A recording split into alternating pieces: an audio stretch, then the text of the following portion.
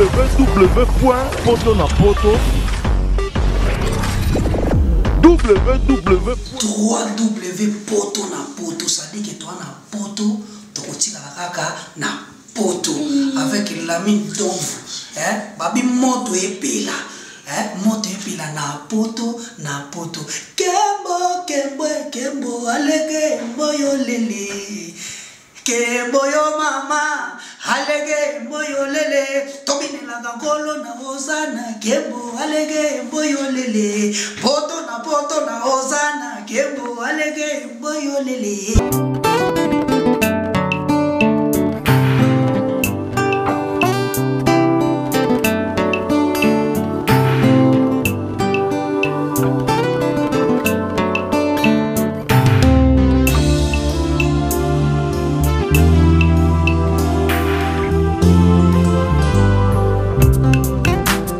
La salle Lovely's vous accueille dans un cadre exceptionnel tout au long de l'année.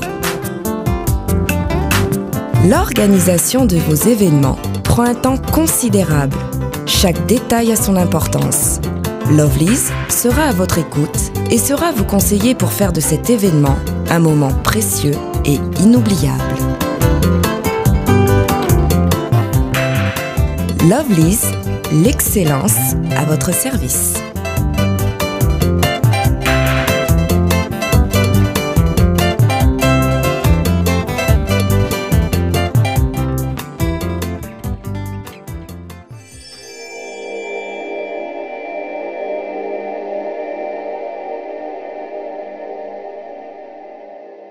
Merci de me retrouver partout dans le monde à travers www.potonapoto.com, le site des grands, les sites des professionnels. Ensemble, avec moi, votre humble serviteur, Prince Bakali, appelé autrement l'espoir de la presse internationale. Pourquoi pas? Parce que je l'ai confirmé. Alors ce jour, je reçois pour vous Francis Dibaya. Lui, il est agent de marketing, porte-parole du groupe Latimouat à l'orchestre cher à Héritier Watanabe, appelé autrement Messé les chanteurs. Mais Mikolo Bamo Bengae, le musée de la musique africaine. On va savoir ça tout au long de cette émission. Et avec qui on va en parler? Avec ces marketeurs intelligents, appelés autrement, qui est Francis Dibaya. On va décortiquer la production, j'allais dire, de l'artiste musicien, parce qu'il y en a. Et on va en parler aussi sur sa musique, de l'artiste musicien Héritier Watanabe, mais c'est le chanteur La Pulga, le musée de la musique. Alors sans plus tarder, je remercie mon boss, parce que grâce à lui, vous me suivez partout dans le monde à travers www.potonapoto.com. Mais c'est la mine d'Ovo Mosakoli, les patrons, dans le vrai sens du mot. Mon thème a Flossie la belle des belles, la première dame de Paris, parce qu'il y en a une. Elle s'appelle Flossie la belle des belles, la première dame de Paris. Alors je m'en vais très vite remercier mon vieux, les seuls et l'unique code Yambo Kaya Willy Moucheni, l'éternel code Via Petit Nae, Hervé Mogrosso, le pouvoir d'achat de Paris. Hervé Mogrosso, Babi, contrôler à Paris, les pouvoirs d'achat, Hervé Mogrosso. Et sans oublier l'international, Abdoul Mvondo, le Mvondoske Cherbal. Abdoul Mvondo, merci beaucoup à toi. Et sans oublier, Ngesuba Saoula, Wana Bastaf Nangai, Lissi Balingi, toujours Nakati, ya Poto Wana, Djika, Botelbiso Mwana ya Djika, merci beaucoup. Alors, comme je l'ai dit tantôt, je reçois pour vous Francis Dibaya, les marketeurs intelligents. Bonjour Francis. Ouais, bonjour Prince Bakali. Et puis, bonjour nos téléspectateurs, tous les Bakou à Otarabiso, donc en Amérique, Asie, Europe, Océanie, donc on appelle ça Bambote. Et puis, bon séjour, comme c'est les chanteurs, le musée de la musique africaine, la Cosa Nostra, la Pulga, Motonatembe, mais c'est demain. Mon boss Héritier Watanabe, comment mais c'est demain? Mais c'est demain parce que la jeunesse nous appartient. Il est en charge de la jeunesse à Congo. En quelque sorte, mais c'est futur. Mais c'est futur quoi donc, parce que le passé va régner qui est le présent et puis demain on est sur le chemin de la gloire quoi donc on a passé bon séjour et puis bambote na ba retiradien tout ba Hollande biso na ebige na Londres za oinda minito ba mima wetu babi mwasi ato hein na bela dinganga jalwanda tuzane yawa tuzako kuzonga ne suna ngola na mboka ba alimaton de les bijoutiers na ba papier ambassadeur, papa dollar, les seuls l'unique quoi.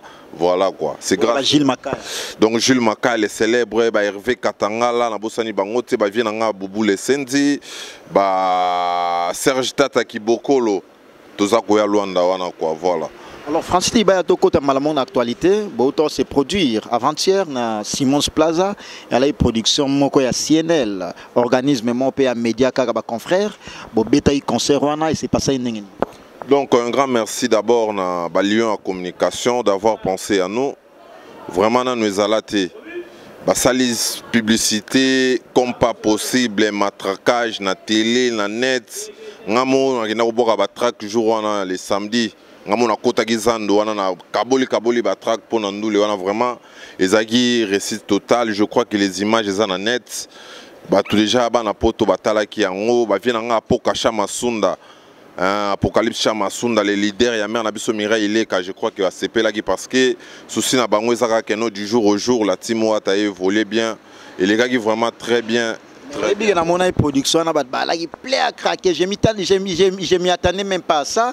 Production au concert Héritier Betaï na Simons Plaza pour la première fois. Ngala qui na production à Bongo, na mona ba image. Mais c'était du jamais vu, no comments, ne ba lobaga en anglais. Alors Francis Libaya stratégie ngoya la nini, ba fiche ya la ki ou bo bandai sensibilisation, marketing bien avant tant qu'il y a marketing. Donc marketing et bandai déjà avant, tout ça le marketing presque il y a un mois. Il y a un mois parce que quand on a ébi yaga les sous série to préparé Béatrice, ils ont en février, bah yaga on a mis les chanteurs, bah solliciter, non il faut aller invité na biso na 5 anciennes la partie on a déjà communication bandaki et puis bango les sous bango mo ba lion en communication tellement ba makasi ne lo kwango plus biso sous batala timo ata donc to chaki maboko na pat pour que événement na esimba donc marketing yaki makasi quoi. Mais avant production na bo betayi na rond-point des Tuileries na commune ya Lingwala. Na rond-point na bana commune Kishasa bana commune Lingwala production ne s'est passé ningeni. Donc na rosala moi rétro vite fait la Timoata album et mec le 10 novembre tout ce qui ba tout temps écoute et puis tu as go kende na Kisangani ou tout ça qui des productions qu'on a pour Kisangani tu as go zonga pour nous préparer Béatrice Hotel tout bêta na Béatrice Hotel je crois qu'il y a un carton. Après Béatrice Hotel, tu es na Brazzaville, na Bokassi, Yannick Mboko na maison na John Brock que je salue. Tous les gens na Brazzaville, carnaval et salima pour la première fois. Bah y'a Mabiso bongo na Brazzaville, tous les gens na Jess TK, ba Max TK, ba Jeannette Obaka, la femme qui a la mallette. Donc tu es na Brazzaville et puis on a mis les chanteurs à Gozonga vite fait parce qu'ils sont très attendus à côté à Lille. Il y a se pèse sa maman à Lille où on est les 10. Tout le monde qui est présent, il y avait un fondé, Massé là où il y a qui gocha frère Naepoa. Sur la Maïcha Park, tu es dans Maïcha Park, on est à donc tu es dans Maïcha Park, Prince Bakali, Babi Tochanase. Tochanase, Sernanga Jeti Bilomba, agréé, Ayebi, Ani Dembo. Tochanase a la stratégie à concert ou Tochanase par rapport à. Temigolo Babito Bomamoto, dialogue. Félicimo, tu es au sol, dans les normales sans polémique, fallait pour papier à se produire tout juste à côté, en face, j'allais dire, de l'artiste musicien Héritier Watanabe, parce que Héritier habite dans Maïcha Park. Fallait pour habiter ici en face, na Ebi Production, en face, na Égis. On va habiter en concert à Mont, il faut te bandana boto, à 20h, tu es démarrer. Je crois que ça, mais c'est chanteur à quelle île après l'île à Zonga tu es bête en rond-point Willery vraiment pour la première fois parce que le public a déclaré trop héritier VIP héritier trop ville trop gombe banini à quand est-ce qu'il y a repé sabiso bilingue a retiré d'awana na cité en tu bandana rond-point Willery wana un grand merci à la Bra Congo parce que bah il y a doute billet aussi là bah il est comme à $5 il faut son parce que consommation en 4 je crois que on est héritier Watanabe chaîne YouTube donc vous avez vidéo tout il y a la team Wata donc ba Diego Meli Cédric Foudre ba Junior Foudre ba yembi na Nzembo ba Roi Salomon Jires Foudre Jires Foudre ba yembi ba Manassé ba yembi ba Chekumber tout ba fouté retirada et simbité retirada ba générique simbité mais quelques chansons quand même ba non félicité donc retirada et bimaki ba tebele ba sous-estimant qui album Batumsono héritier à fouter, ou à Betifo et simité. Mais moi, comme étant un agent de marketing, tu vois, tu as critique, tu as accepté en haut. Et puis Papi Leroy a formé la souka carte illimitée bilanga héros. Papi Leroy, naba José Ndombe le showman. Parce que Sanga Francis, il faut toujours bosser, il faut toujours album, mais bien tout son album, il faut toujours marketing et les cas. Je crois que les lots sont au côté de Bekala, au Tamboli par-ci par-là, au côté de Bama Tongé, Babo Marché, au sentier que non retiré d'Amutezo Beta. Donc voilà quoi.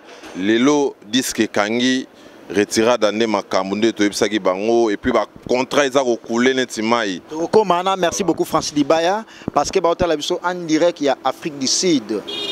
Grâce Moleka, la Bellissimo, grâce Moleka en direct de l'Afrique du Sud, merci beaucoup à toi et Belfiki Bongé. Mireille est commise à la grande dame Paola London, la femme de valeur. Tu es penglé moi Mouketo Sola Moukeli Solo, la production, à rompre des huileries et suscité la polémique et belé.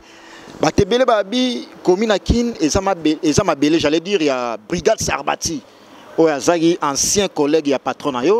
Héritier a affronté na ndenge ya mabele na ye o brigade atikala osala yango te mais héritier a beti réussite totale batumi ba mo lobelango batumi mo sous-estime commis côté brigade ba mo pesa pouvoir beaucoup plus côté héritier parce que il a eu à les convaincre à leur convaincre les publics les habitants de la commune de Kinshasa ainsi que ceux qui habitent la commune de Lingwala tout ba mo confirmer héritier Watanabe par rapport à brigade moi polémique commis entre Baomi Balé par rapport à production na rompo des huileries. Donc, héritier Watanabe a monté à Batu. Donc, Kishasa Mobimalelo, on contrôle la ville. On est à musique à Kalaono Mabele à monté à raté. Il y a Botama la commune qui. Il y a un problème de soit Botama. On a besoin de poto prester la musique. Merci encore na bana commune à Kin, bana Barumbo, bana Lingwala. Il va reconfirmer encore héritier par rapport à brigade. Mais si, il va reconfirmer, mais c'est les chanteurs. Parce que c'est les chanteurs à monté à Batu. Et puis les lots, ils sont les seuls artistes sur le Lana Bayanki. Oui, ça la haut place ni au Bayanké bazala. Il y a sima podium Bayanké bala il plein mais batali concert calmement la concert évidé sans mobile ça coïncidence. Des fois tu as système de discipline militaire héritier Watanabe aujourd'hui les seuls musiciens approchés à Bayanké. Et belé ba ki manka ba eba osona ba non côté mais biso to abatu ya bato. Je crois que to banagi na rond-point Willery wana to ko kitana ba terrain municipal à Massina to ko beta na banjili Sainte-Thérèse na mabelé ba vient nga bienvenue vangase les donatés là que je salue. Donc to ko beta ba tourner intercommunal. Je crois que Simone Plaza vient dans Chims Kabenge, les fraîchement de London. Azaki wana monaki. Sans oublier venanga Doukouré Malanga. Venanga Doukouré Malanga malgré qu'il était absent il m'a eu des gens de parce que menito yo muzende makambu atande makambu quoi. Voilà. Alors muzende makambu atande makambu na félicité na kota na parole wana parce que au moni biso ba chroniqueur tout ça la musala comme il se doit. Et ça, ils ont apprécié les musiciens par rapport à bien fait, par rapport à Moussala, ça c'est un faux débat, une mauvaise pensée. J'étais l'absent, à concert, ça s'est passé calmement. Catégorie nous tout ezalaki. Naba oboyoka ba pomba bazalaki. Ngana la ina sima podium wana, il y avait du calme. Batali concert calmement, concert et s'il va accompagner musiciens na bango et va accompagner vraiment héritier Watanabe. Merci beaucoup encore une fois de plus à toi. La Poulga héritier Watanabe Motona Tembe, mais c'est les chanteurs, les musées de la musique africaine ainsi que la musique congolaise en particulier. Alors Francis Libaya, après production, on a Bobeti na Simons Plaza to Soli yango. Maintenant, production au etikali ya makaso batu nyonso ba ozeleza production ya Atlantico. Obo beta yango nante mais pour la première fois bogo beta yango. Pour la deuxième fois, tu bêta déjà. Tu bêta sans album. Ok, tu bêta sans album. Obo, abalagi polémique entre Binona Wera, son andenge Angola. On est signé Africa parce que sans album, orchestre qui n'est Angola des fois signé Africa, Alvalade, tu yozon asu pour toquer Kabinda, tu yozon asu na décembre, si je me trompe pas, tu y es au bêta signé Atlantico. Donc je crois que Bami Mawe tu n'as pas belle dinganga, Baby Makamna solo là. Donc avant na toquer d'Angola. Les lots déjà, mais c'est les chanteurs à avion direction Canada. Canada, à la soirée, moko le 21 à Toronto. Na Bengsiba na Canada, Batuneti, Claudel la merveille, Bazizi Bokochi. Les CG Elliott Mondombe que je salue, Babibo Zale Belé. Comment va côté na bino? Elliott Mondombe vient na biso akati. Donc comment côté na biso te mais vient soutenir projet. À soutenir projet. Donc vous allez Belé on a les lots ba Fanny Mwambu. Ma soeur depuis le Canada donc Babibo Belé na Toronto le 23. Et puis le 21 soirée à Toronto et puis le 23 mais c'est les chanteurs à Otali Sabongo Makolo aux États-Unis Namboka ya ba Binta Diaoune. Voilà, il y a une grande partie de la délégation. Il y a pour 3 jours. Playback. Pour 3 jours pour ma solo et puis Badil Moutezali parce que musique il faut la focaliser dans la communauté congolaise, il faut un peu obimaka. Donc à aux États-Unis le 23, il y a ça déjà Fabrice Samo. Fabrice Samo, vous avez déjà Chico Samo, Badi Dombala Papa Zouzou, Ficho Wanga, Badi Dombala Parzouria, jusqu'à ce que Célestine VIP, mais c'est le chanteur qui t'a déjà le 23 aux États-Unis, puis le 28 à raison de Kinshasa pour que les demain à Keza Makasi na Luanda wana na mboka ya ba alimaton de date il y a première délégation ba osala na Luanda. Première délégation déjà toujours kende le 22 sauf imprévu. Ngana ba dadi mola toko kende pina ba Charlem Pakalingomba ya ba que je sali. Pour la première fois Francis Dibaya na kati ya Luanda. Si pour la première fois donc on a quitté na mabele ya ba boss Adolphe Muteba Chilamwina. Le boss Adolphe Muteba Chilamwina le millionnaire wana vient na plan parler ka chokwe. Donc vient na parler sous ces amants coca le boss Adolphe Muteba Chilamwina machine kaka machine. Bien que local Luanda on peut moi trop Francis Dibaya. Oui bien que Francis Dibaya a relaté encore une histoire à l'écart à côté à Seléo Mokulutu. Hein Babi kala trop équilibre. À l'écart côté à Djine Equalizer, Lelo Oyo Francis Dibaya à côté à Héritier Watanabe. C'est un homme, il a un parcours. Lelo Oyo Francis Dibaya na kati Angola. Ozo mona on est ni en quelque sorte na oloba Angola pour na yo eza na minute très important, eza important mais eza très important. Si eza très important parce que ngana muchokwe. Na pesi bango moyo wenu ba vient nga Jacques Chiki à point d'interrogation maman patience mabeka. Ba ser nanga si de le guide, ba bienvenue Malembe, ba dini jika pata. Donc nguneza tuchokwe ce moyo wenu tuneza la timwata tuneza mwangola mutunu budia la musique intelligente. Je crois que vient nanga Dostal Chikanda à comprendre déjà toujours que déjà le 22 première délégation. Dr Kinkani les bourgeois. Ouais, Dr Kinkani Yama Pichi depuis l'Afrique du Sud. Vient nanga Kochanga toujours Alain Disanga toujours Francis Forobunda. Donc le 22 déjà première délégation toujours Kotawana et puis le 28 musicien la Timoa Tabaye, musicien la Timoa Tabaye, puis les 30, tout ça na souka na barbecue na Iliawana. Yango na bengisi ba tourner ba Guinée Massamba petite sœur propre chic dame, ba Fania Lopez Bukasa, ba Elvino Wata, ba Indira la brésilienne. Ba les 30, tout ça na barbecue na Ilia. Avec la présence des musiciens de la team Wata et les amis d'Héritier Wata, Tokozala Bongo na Wimpi Wana. Na Wimpy à partir de 15h babi taba ofele. Wana tueza signé par la maison Toudi les Ventos de Paolo Tudilo, Shalom que je salue. Et puis mardi les 2 mai arrivée d'Héritier Watanabe à l'aéroport du 4 février. Donc Héritier me voit malâche congolais, ba papi Seke, ba Serge Manzambi, babi tous aller belé l'aéroport ya Luanda wana vraiment ba Jérémy Mokuba. Tous à la wana vraiment belé toi yamba mais c'est le chanteur à partir de 18h.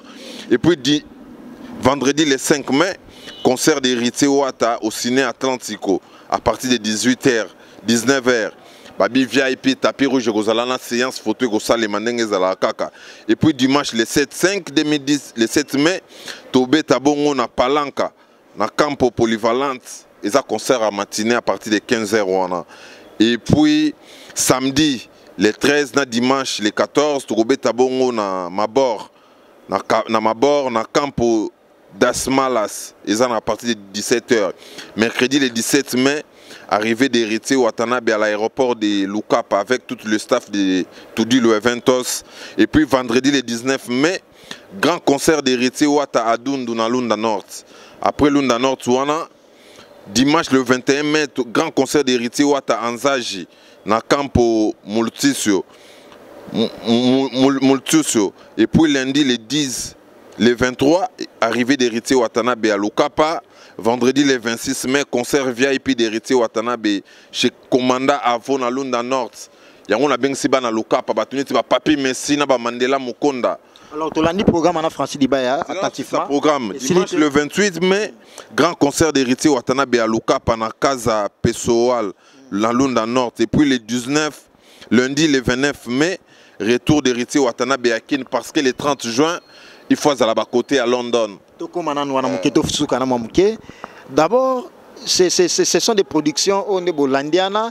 Ça va nous prendre, si je ne me trompe pas, tout un mois. Donc c'est un voyage de tout un mois? Ouais, c'est un voyage d'un mois. On va faire 8 concerts, 4 concerts dans différentes villes. 4 concerts dans Luanda et puis il faut Tokota Lukapa, Tokoti Nzaji, Tokoti Dundo.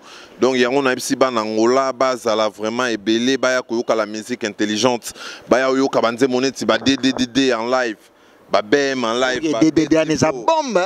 Des fois tu sais bangoza lever bombe retardement retirada. Je crois les lots on comprend que ba disque belé ça prévu en février. Belé DDD ba boîte DDD kaka. Réclamer. Ba trésor, ba tour et agagé zali, ba de Luxembourg ezali, ba Kurdam ezali, ba tout en noir ezali, ba nzembo PDG Willy et Toka, yama joli. Donc ba Angola, ba ya vraiment belé, ba contrat monsieur yaki mais contenu à temps, to meki ko honoré en côté. Je crois que Baudry Riche na ba domai ki suki na Belgique no mo moni. Production na bino o ya Luanda na to epingla mo muke, o yebi non les grands producteurs parce que il fait de la bonne production. Lui, il s'appelle Paulo Tudzilu. On a vu à Petit Nae. Bino Nae, bate belé balobele oh ba bongi si bate belé ba mi surpris. Mais neni yena wata banda yo kanate ba sego ba produisa ki Weranson na ciné. Bino fala ipe bo betana mais a zo kala ki jour na pona répétition ya Weranson. De akasagi bino. Entre Bino Nae moi ba mésentente c'est qui wana ndenge batu balobela ki yango epina ba source. Alors brusquement Paulo Tudzilu producteur et hérité watana be na ciné Atlantico. Est-ce que liaison ne le ka ineni na ngwa? Eza demande, dis-moi le sénateur Paulo Alobi, Eza demande, Banangola va déranger trop. Ba Alex Mundaï, ba Xavier Lopez numéro 10 Zamboka, ba Chouplay, Chouplay Love, va déranger fort, babi vraiment. Eza sur demande, il y a public. Ba Enoch fois pas encore, ba tu vas aller là qui trouve babi les sénateurs tout européens. Il y a la biso mais c'est les chanteurs n'engé peu ou y a la artiste c'est Missou quoi. Yango. Mais c'est tout dit, le Atindagina Boli Poiti Sarkozy, na ba Guilain Boblé, ba Kerlin Kalo Djibayaki, ba solo lina l'artiste, tant ou ba solo la qui bien, ngoye moko yako qui tape na signature ya contrat, je crois que ba image et tambola qui vont dater ba monaki signature ya contrat. Donc entre les producteurs et l'artiste, singego bendana, mais eko katanate quoi, yango moni geno sénateur Paulo Tudzilu a yé les sous pour recourir et pas mais c'est les chanteurs pour qu'il y a produire parce qu'il y en a besoin. Moi Kanya Kaekota, je crois que Bagi Machinda, Naba Pompidou Masilo, Banasi Tungolo Sambaya, Mardoché Moko, il n'y a rien, tout est bien avec Tudzilu Eventos, tout est clean quoi, voilà. Alors Francis Dibaya, na landa kiyo, c'est sans polémique tout sur l'ango mouké. Tu es l'artiste musicien Fally Ipupa.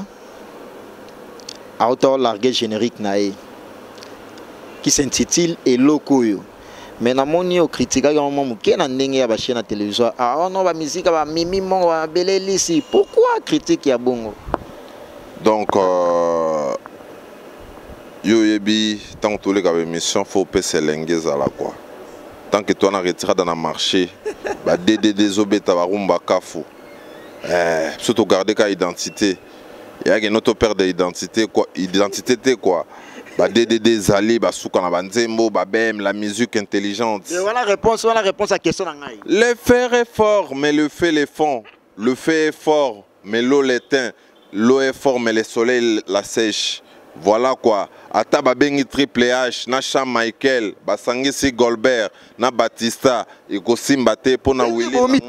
Depuis retiré des simbi nango vraiment. Intelligente, la musique intelligente, ba te belé ba ignora gi trop. Yango santa igeno ba te belé ba sagi rassemblement.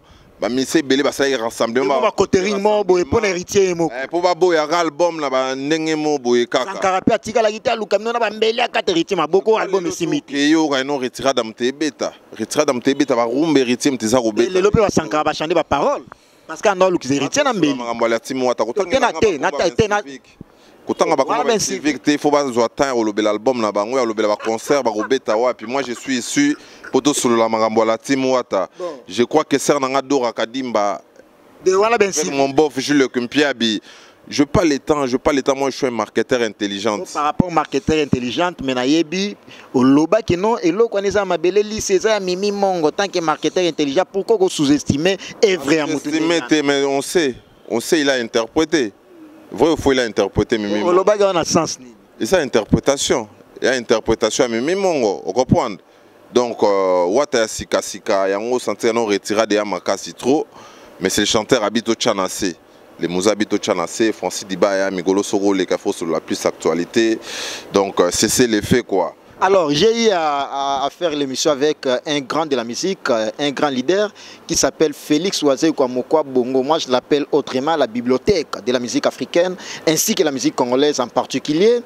Il a eu à encourager, à remercier, à soutenir toujours par ses propos l'artiste musicien héritier Watanabe Motona Temela Pulga Cosa Nostra, a soutenu Minga, apprécié Gabino héritier, c'est un intellectuel héritier Skota Lainan Boyomona non aloba vraiment et puis à sa rancunité. Comme on a un grand de la musique, un aîné, il y a héritier Watanabe, a apprécié les Kinae Bongoyo tant que sociétaire, il y a artiste musicien héritier Watanabe, lecture Nino Rosala par rapport à Maloba Félix Oisé.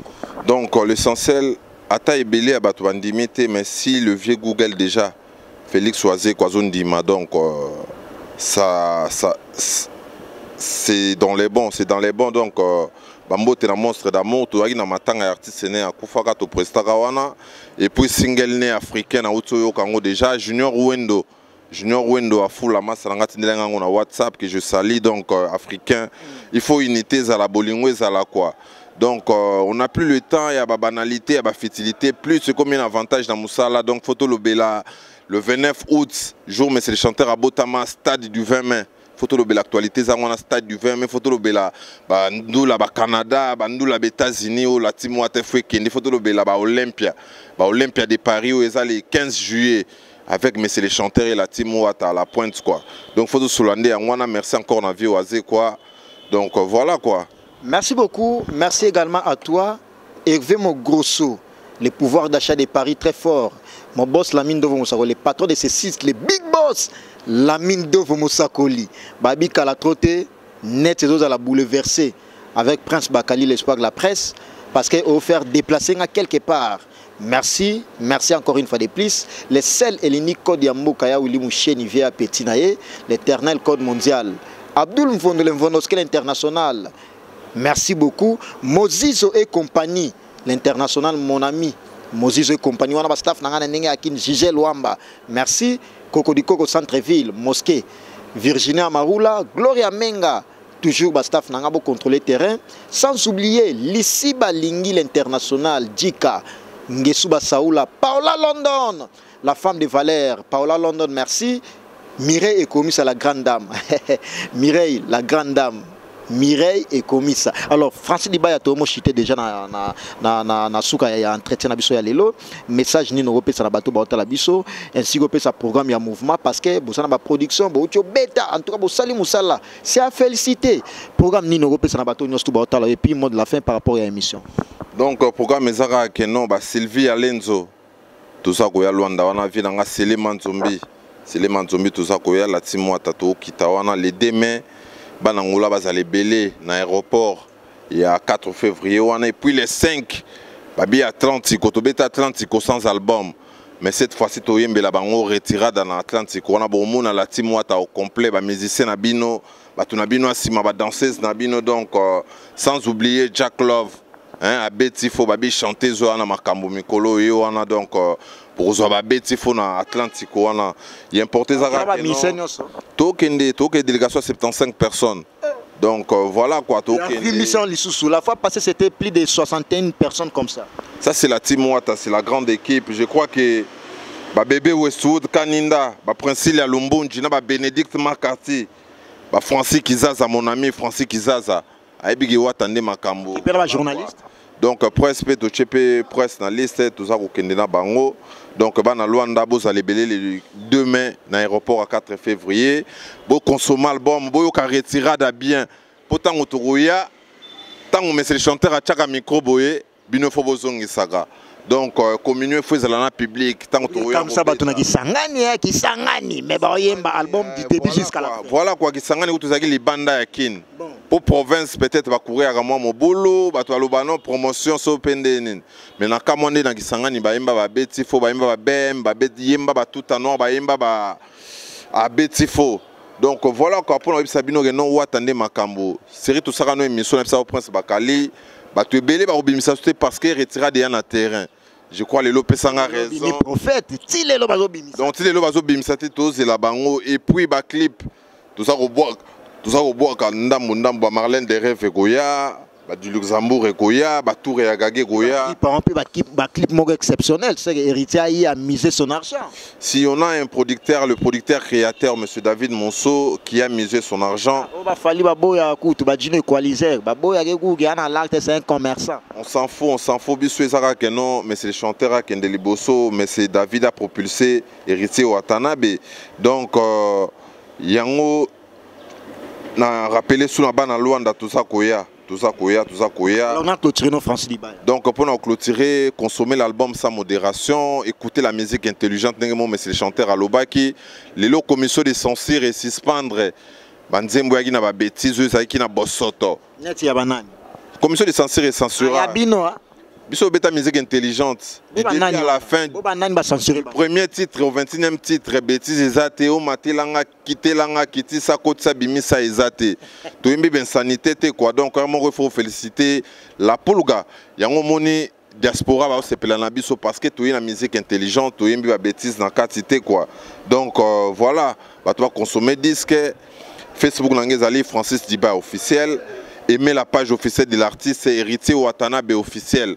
Bozoaba News tout. Et puis l'Instagram, Héritier Watanabe très 29 à la fin. Héritier Wata officiel très 29 à la fin. Et puis suivez Francis Diba officiel 01 dans Instagram quoi. Donc Francis Diba officiel. Et Zawana donc na PC Bambote na Angelica Madelena. Depuis Luanda na PC Bambote. Na Boni Bongo Adeline Panzu top des top. Na Bosanité Dini Jika Pata vient nga Dostar Chikanda maman na biso Belinda. Mermos passe mon Konzade commune.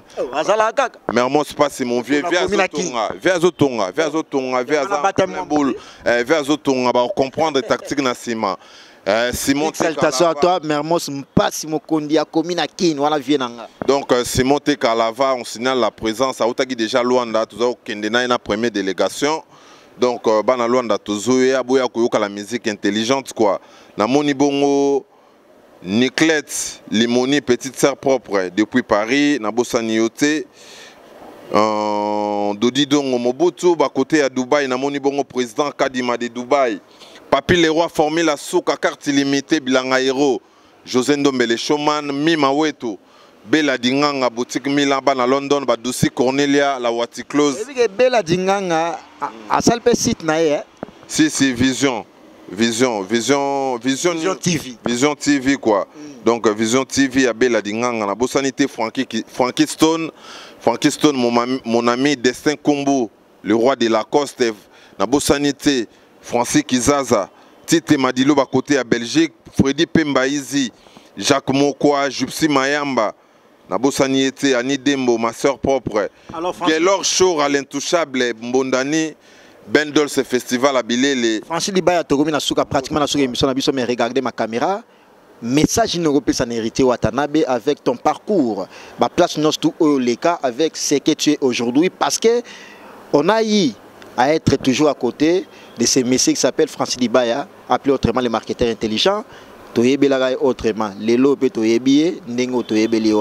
alors tu prends le micro, tu t'adresses à ton boss qui s'appelle Héritier Watanabe, le musée de la musique. Un message par rapport à Héritier Watanabe à ce qui te concerne. Donc mon boss la Pulga mingi nde musala ndenge moloba mushaya donc je crois que musala les salema et puis merci trop nengo zala toujours na ba bureau na yo oza kotika biso te oza kobunda pour que la team soit toujours en forme hein, et que nzamba bakisa toujours rebelle musala est prôné. Un petit message ezaka que no ba consommer l'album ba staff na biso à Paris général Akafulex Tommy Boy Rodrigue Kantouf le Parsec. Donc naza kozela systématique ya Gilo Vakalala na bosanité Kanklo Sambila Kodo Régine Lunga Osama Babi Manassé Mukobo Babi Jonas Vitesse Aimo na bosanioté Jonathan les retiradiens na bosanioté ba staff na bisoto ya Mikili. Merci. Bazala toujours soudé la Timouata Merci beaucoup. Lui, il s'appelle Francis Dibaya. C'était le réel plaisir pour moi de le recevoir. Tant que marketeur, agent de marketing du groupe Latimouata, l'orchestre cher à Héritier Watanabe, mais c'est le chanteur. Comme Moyoto Baksama Mikolo, les musées de la musique africaine ainsi que la musique congolaise en particulier. Je les remercie également infiniment. Merci pour ces gratitudes. L'artiste musicien Héritier Watanabe, rien à dire. Bonne chance à toi, j'allais dire, pour tes productions, parce qu'il y en a assez. Au niveau de l'Angola, encore une fois de plus, courage et de bonnes choses à toi, l'artiste. Et puis, Prince Bakali, les musiciens, les rassemblements, mais c'est les chanteurs. Je crois que les lots, au moins, ils sortent dans bango. Et belé basundoli ba groupe pour tout la musique Zaza. On va en parler sur ça, là c'était qu'une parenthèse. www.potonapoto www.potonapoto, ça dit que toi na poto to kotika kaka na poto avec la mine d'ombre, babi moto epela. Moto epila na poto kembo alege mboyo lele kembo yo mama alege mboyo lele tobine la gangolo na ozana kembo alege mboyo lele poto na ozana kembo alege